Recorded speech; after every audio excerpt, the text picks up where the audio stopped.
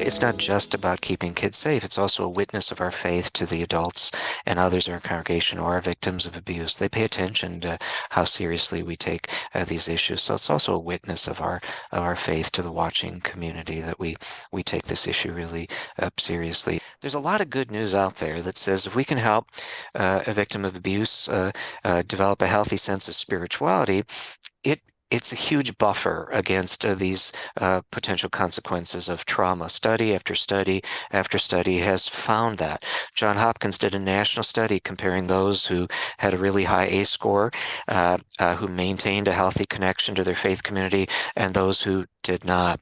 And those who maintained a healthy spirituality, it was a significant buffer against the trauma. They still may have been impacted, but they were doing a whole lot better than those who had no spirituality.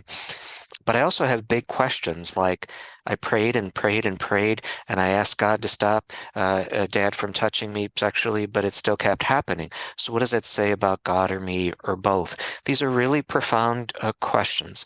And if they're not addressed in a healthy way, it impairs the ability of the child to cope physically and emotionally. When I teach faith leaders, I say, if you're working with, say, an adult survivor of abuse, you have to understand ACE and basic trauma research, because if you don't, you're going to focus on their alcoholism, their drug addiction, their unfaithfulness to their spouse, the perpetual loss of the control of their anger, right? You're going to focus on what in the Christian community we often call sins. But if you're trauma informed, you're going to shift from what's wrong with you to what happened to you. So many survivors of abuse say to clinicians, I hate it.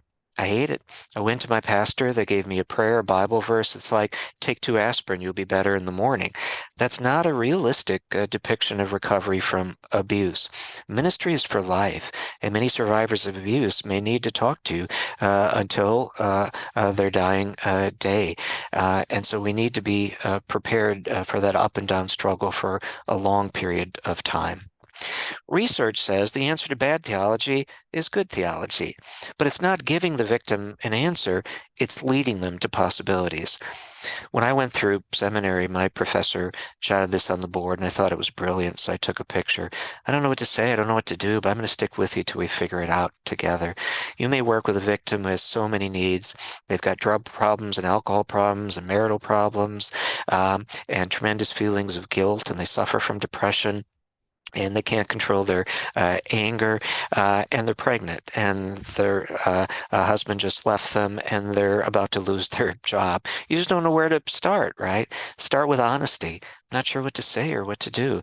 I'm going to stick with you till we figure it out together, one day at a time, for as long as it takes. Ministry is for life, and if you don't agree with that, it's just not a good job for you to have. Most programs on child abuse that faith communities go to are they're driven by insurance companies or law firms, and so they narrowly focus on preventing sexual abuse within the institution. And the reason for that is those are the kids that might grow up to sue you. That is not the approach we take here, because that approach leaves unprotected the vast majority of abused children in your community. It leaves unprotected all the kids that are being physically abused, emotionally abused, neglected, all the kids that are being sexually abused in their home. There's more sexual abuse in the home than there is in the church. And so this is about protecting the 100% of the kids, because I just don't think you want to appear before God someday and say, I protected those kids who might sue me. The other kids, I wasn't worried about. I just think ethically, morally, we try to protect 100% of them. We're not pushing anybody off of the boat here.